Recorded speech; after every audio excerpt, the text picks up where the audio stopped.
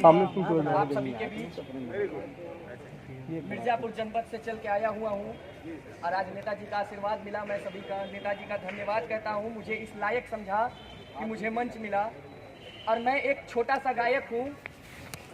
इसमें भैया के चली साइकिलिया हो चली साइकिल, अरे चली साइकिलिया हो चली साइकिल। अब तो अखिलेश भैया के चली साइकिल, अब तो अखिलेश भैया के चली साइकिल। मुलायम के लाल फिर करी है विकास हो, गावे गावे शहर शहर होई अब प्रकाश हो। जितने भी इस वर्तमान में सरकार से जो भी गलती हुई, हमारे किसान भाई सब परेशान हैं। बहुत लोग आत्महत्या कर लिए हमारे किसान लोग। मैं अपने गीत के माध्यम से कहना चाहूंगा, अरे मरी है ना किसान अब किसानी जाई मिल, अरे मरी है ना किसान अब किसानी जाई मिल।